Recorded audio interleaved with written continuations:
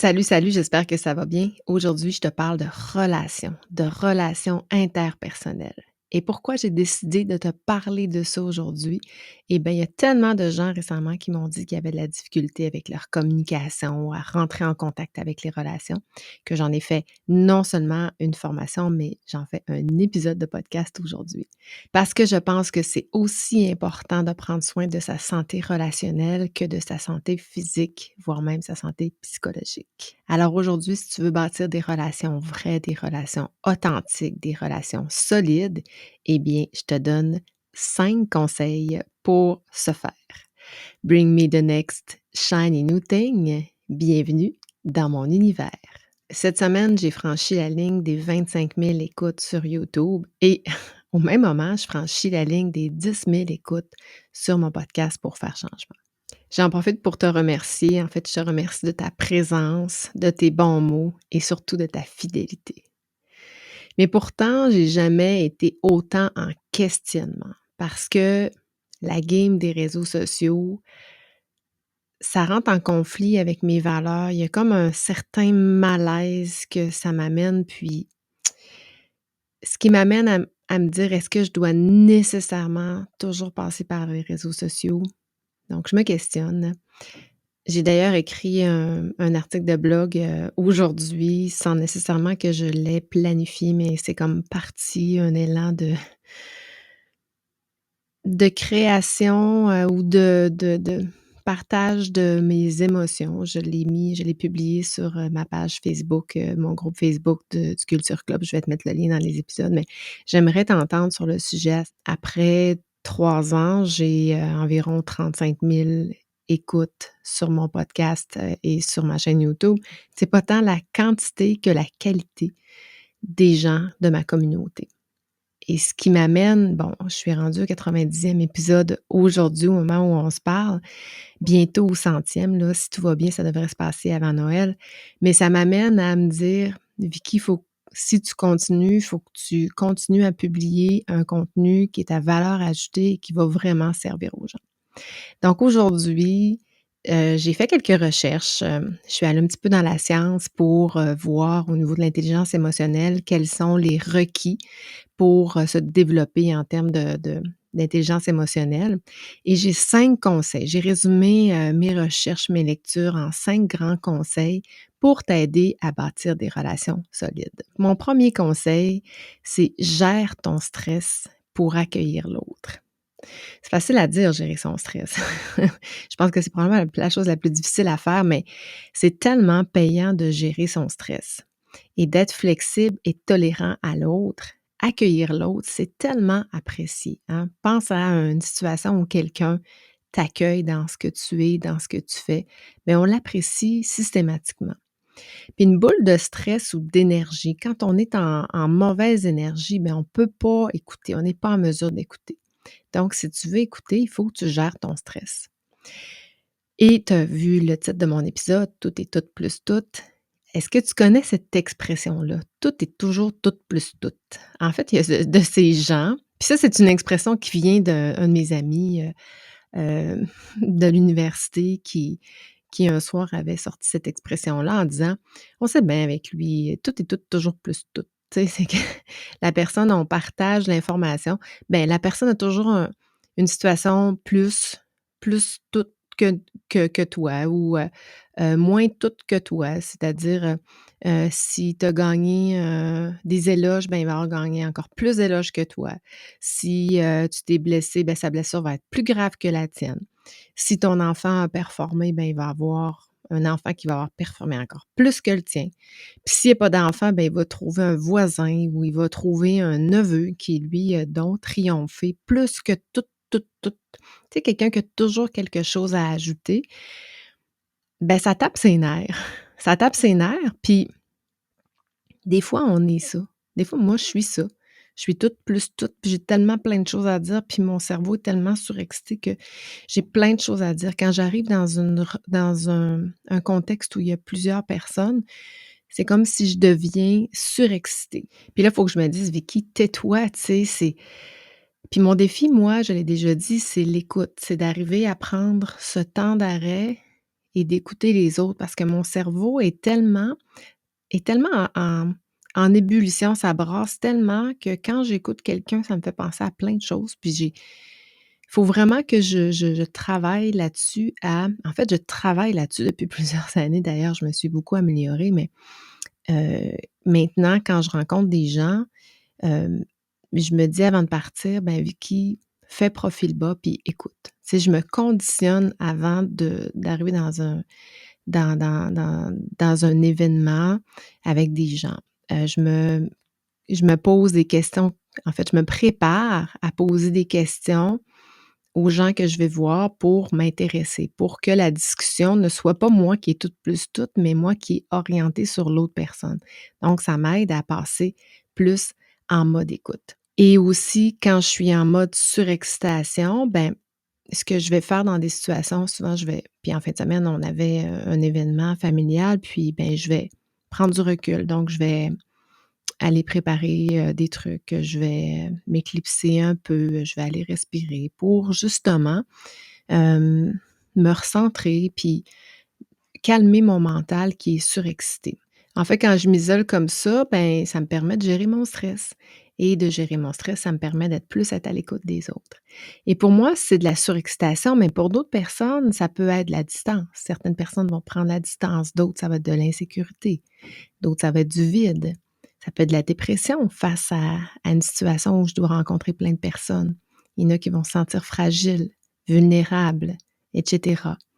Donc, bref, le fait d'être en relation, ça génère du stress et le stress n'est pas toujours de l'anxiété négative, ça peut être de l'anxiété positive aussi, mais ce stress-là nous met une barrière justement dans notre écoute. Et gérer son stress, ça demande de la flexibilité. Et c'est quoi la flexibilité? Bien, ça consiste à adapter ses émotions, ses réflexions et ses comportements. Et la tolérance au stress va impliquer aussi de s'adapter à des situations difficiles ou stressantes. Dans mon cas, c'est des situations qui sont excitantes. Et d'admettre que chacun peut gérer ou influencer de façon positive sur les situations. Deuxième conseil que j'ai à te donner aujourd'hui pour bâtir des relations, de bonnes relations, mais c'est savoir se responsabiliser face aux autres. En fait, se responsabiliser, c'est s'intéresser aussi à l'autre, s'intéresser au bien-être de l'autre. C'est pas seulement dans ma cour, c'est beau, puis dans la cour de l'autre. On a une responsabilité sociale face à la société, je pense. Et quand on est en désaccord, se responsabiliser, c'est de questionner l'autre pour comprendre son opinion. Donc, avant de prendre la parole, avant de dire je suis pas d'accord, je devrais minimalement avoir questionné et reformulé l'opinion de l'autre. C'est une question évidemment de respect. Et les relations humaines font référence aux compétences de développement et de maintien des relations qui sont mutuellement satisfaisantes. Donc, les deux, on doit être en confiance et on doit être satisfait dans la relation. Sinon, la relation peut juste pas se bâtir. Donc, comment puis-je m'attendre à créer des relations avec les autres si je suis toujours en confrontation et non en écoute et non à m'intéresser ou à essayer de comprendre ce que l'autre pense? On appelle ça aussi de l'empathie, qui consiste à reconnaître, comprendre, prendre en compte les sentiments des autres. Et l'empathie, ça implique d'être capable d'exprimer une compréhension du point de vue différent du sien et de se comporter de façon respectueuse envers les sentiments des autres. Donc, si je suis pas d'accord, mais genre la première chose que je dis, c'est pas « je suis pas d'accord ». C'est « OK, explique-moi ton point de vue. OK. » Et là, si je suis toujours en désaccord, ben, j'ai le droit de le dire, mais au moins la personne va sentir qu'elle s'est fait entendre et qu'elle peut exprimer les raisons, les justifications de son opinion. La responsabilité sociale, ça correspond à une contribution volontaire au bien-être des autres, voire à la société. On a une responsabilité écologique. Pourquoi on n'a pas une responsabilité sociale? Est-ce que j'ai plus du contrôle à court terme sur le bien-être de la collectivité ou le bien-être de la planète? Et là, je dis pas que le bien-être de la planète est pas important. Non, tout au contraire, je pense qu'il faut prendre en charge dès maintenant ce fléau.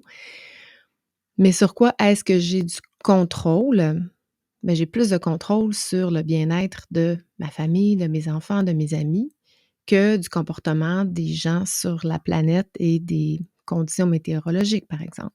Donc, pourquoi ne pas utiliser le contrôle à bon escient? Troisième conseil que j'ai à te donner aujourd'hui pour bâtir des relations solides, il faut savoir s'exprimer de manière authentique. Donc, j'ai dit tout à l'heure, il faut écouter les autres, mais il faut pas s'oublier dans la relation, hein, parce qu'une relation, c'est deux. L'autre personne ne voudra pas seulement qu'on prenne soin d'elle, elle va vouloir aussi, parce que plus on est impliqué dans une relation, plus on est empathique, plus on s'intéresse à l'autre, bien, c'est comme un rebondissement, la personne va vouloir aussi s'intéresser à soi. Mais c'est important d'être authentique. Et moi, c'est vraiment quelque chose que j'ai appris dans ma vie. Je voulais tellement être aimée, je voulais tellement plaire que j'étais plus que ce que j'étais, en fait. Donc, je démontrais seulement le côté fort de qui j'étais, le côté parfait de qui j'étais. Donc, le syndrome de la performance, de vouloir être meilleure, mais plus je me suis laissée aller avec confiance dans mon authenticité, plus les gens ont commencé à m'aimer davantage. Je ne veux pas dire que je n'étais pas aimée, mais j'ai vraiment senti que les relations étaient beaucoup plus sincères, beaucoup plus profondes, beaucoup plus axées sur la confiance qu'auparavant, alors que j'étais dans un souci de performance dans presque toutes les sphères de ma vie. Donc, on entend souvent dire des gens: «Je suis fière de moi, je suis restée moi-même». Hein, on le voit dans des téléréalités où des gens, ils vivent des situations, ils se font mettre dehors de la maison, par exemple, puis ils disent: «Ben, je sors la tête haute parce que je suis restée moi-même». C'est important de rester soi-même. Tout et tout plus tout, ben, l'autre peut être meilleur que soi et c'est correct aussi, hein, c'est OK comme disent les Français. Être authentique, c'est aussi savoir s'exprimer émotionnellement.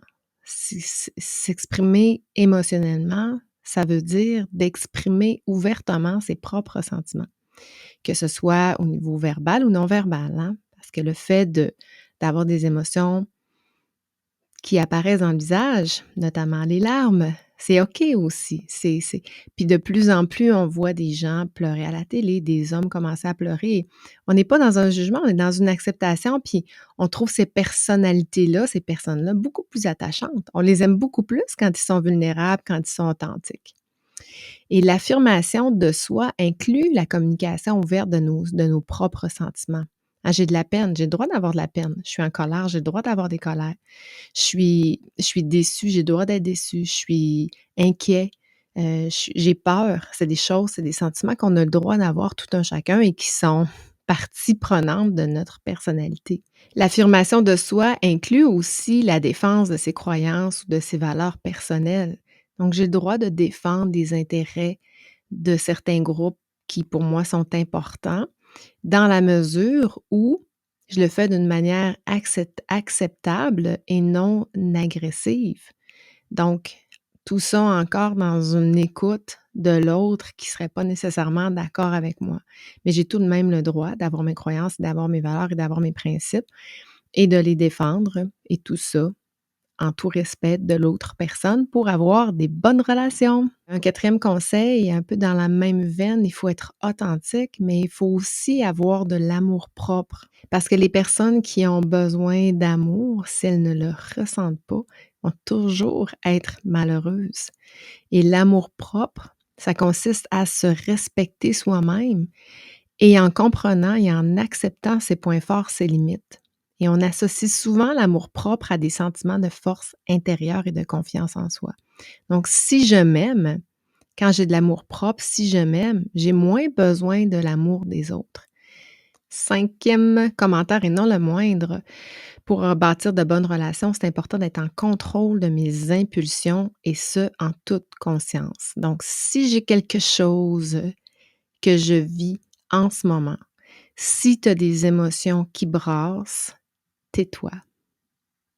C'est important de prendre du recul parce que tu sais, hein, si on éclate dans une émotion qui est beaucoup trop forte, on risque de dire des choses qu'on pense pas, on risque de faire des gaffes et une fois que c'est fait, c'est dur de revenir en arrière. Donc, si tu as des émotions qui brassent, tu parles pas, t'écris pas. En fait, tu peux écrire, si tu peux écrire ton courriel pour te libérer. Mais moi, je te donne le conseil, mets pas de nom. Relis-le le lendemain. Attends un peu, être capable de dégonfler la balloune, d'être capable de mettre des mots sur ce que tu vis avant de l'envoyer. Je parle dans ma formation de la communication consciente, mais c'est ça, c'est d'être capable de dire qu'est-ce que je ressens en ce moment, quels sont mes besoins pour pouvoir les exprimer et pouvoir régler une situation, mais de manière non violente ou de manière authentique. La capacité à résoudre des problèmes passe beaucoup par la gestion de soi. Donc, quand on sent que ça monte, c'est là qu'il faut apprendre à le gérer, à le retenir, à le comprendre. On a du contrôle sur soi, mais pas sur l'autre. Donc, on ne peut pas s'attendre à ce que l'autre soit pareil à nous. Il faut juste pouvoir travailler sur ça sur quoi on a du contrôle. Le contrôle des impulsions, ça correspond à la capacité de résister ou d'attendre avant d'exprimer ses émotions, avant de poser une action ou avant de prendre une décision ou avant d'avoir un comportement irréfléchi. Imagine si tous avaient la capacité de contrôler leurs impulsions, comment on éviterait des coups sur les enfants, sur les femmes, sur les hommes qui vivent des situations face à des gens qui ont du mal à contrôler leurs impulsions. Je ne veux pas rentrer là-dedans parce que c'est un autre sujet, puis c'est pas des sujets que j'exploite habituellement, mais voilà, mais quand on y pense, on fait du mal quand on n'est pas en mesure de contrôler ses impulsions. Je pense que c'est le réflexe et la chose qu'on doit le plus entraîner. Et comme j'ai dit à plusieurs reprises, c'est difficile, puis c'est la capacité relationnelle, c'est un gène qu'on hérite. Si je ne l'ai pas hérité de mes parents qui n'ont pas nécessairement de grandes habiletés relationnelles, eh bien, je peux l'apprendre, mais c'est la société qui va me l'apprendre. Mais la bonne nouvelle, c'est que ça s'apprend. Si je décide, moi, de vouloir faire de la mécanique, par exemple, et aujourd'hui, j'ai aucune connaissance, un minimum de connaissances mécaniques, mais j'ai pas de connaissances sur réparer un moteur, par exemple.